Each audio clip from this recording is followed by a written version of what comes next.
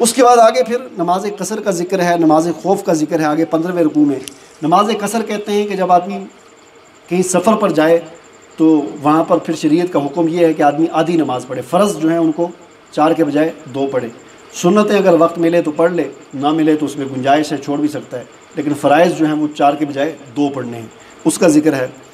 اور اسی طرح ایک نماز خوف کا ذکر ہے۔ نماز خوف کہتے ہیں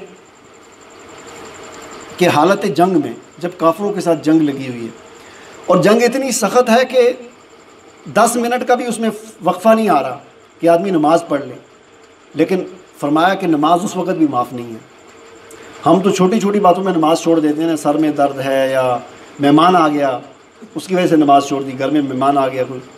آپ اندازہ لگائیں کہ کہا جا رہا ہے کہ جنگ لگی ہوئی ہے اور اس میں ٹائم نہیں مل رہا، کافروں کے ساتھ لڑتے لڑتے نماز اس وقت بھی معاف نہیں ہے۔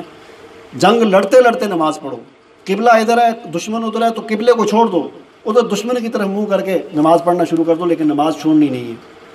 تو یہ نماز خوف سے کہا جاتا ہے۔ اس کا پورا 2-3 طریقے ہیں احادیث کے اندر کہ آدھے مجاہدین جو ہیں وہ جنگ کریں اور آدھے امام کے پیچھے 1 رکعت پڑھیں اور پھر یہ چلے جائیں جنگ کریں، دوسرے آ کر دوسری رکعت پڑھیں، نماز نہیں ٹوٹے گی، ان کی جنگ بھی ہوتی رہے گی، نماز نہیں ٹوٹے گی۔ تو یہ اس کی تفصیلات احادیث میں ہیں بہرحال۔ اس کے بعد آگے اس بات کی اہمیت، یعنی نماز کو ایسا بھی ہو سکتا ہے نا کہ چلو جنگ لگی ہوئی ہے تو بعد میں پڑھ لیں، بعد میں پڑھ لیں۔ اللہ تعالیٰ فرماتے ہیں ان الصلاۃ کانت علی المؤمنین کتابا موقوتا، نماز جو ہے اپنے وقت پر جو ہے وہ ایمان والوں پر فرض کی گئی ہے۔ نماز کے اوقات ہیں، نماز جو ہے وہ علماء نے جو لکھا ہے کہ نماز کی فرضیت جو ہے اس کا سبب جو ہے وہ وقت ہے، کہ نماز آدمی پر اس وقت فرض ہوتی ہے جب اس کا وقت ہوتا ہے۔ اب نماز کا وقت کیا ہے، یہ حضرت جبرائیل علیہ السلام نے آ کر حضور صلی اللہ علیہ وسلم کو نماز کے اوقات بتا دیے تھے۔ ایک دن حضرت جبرائیل علیہ السلام آئے تو ساری نمازیں انہوں نے اول وقت میں پڑھائیں۔ فجر کی نماز جو ہی یہ جب صبح سحری ہوتی ہے نا، سحری ختم ہوتی ہے تو یہ فجر کا وقت شروع ہو جاتا ہے، تو حضرت جبرائیل علیہ السلام نے اول وقت میں فجر کی نماز پڑھائی۔ اسی طرح ظہر کی نماز بالکل اول وقت میں پڑھائی، وہ 12 سوا 12 بجے جو ہی زوال ختم ہوا۔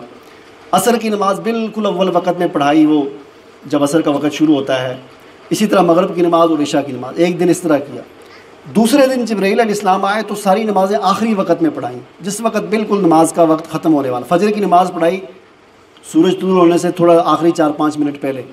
اسی طرح ظہر کی نماز وہ بالکل آخر میں 3 بجے جا کر 4-3:30 بجے جا کر اس وقت پڑھائی جس وقت اس کا وقت ختم ہونے والا ہوتا ہے۔ عصر کی نماز بالکل وہ آخری مغرب سے 15-20 منٹ پہلے پڑھائی۔ اسی طرح عشاء کی۔ تو اس میں ایک دن اول وقت میں پڑھائی اور دوسرے دن آخری وقت میں پڑھا کر یہ بتا دیا کہ نماز کا وقت یہاں سے شروع ہوتا ہے یہاں تک ختم ہوتا ہے، اس کے درمیان تم کہیں بھی پڑھ سکتے ہو۔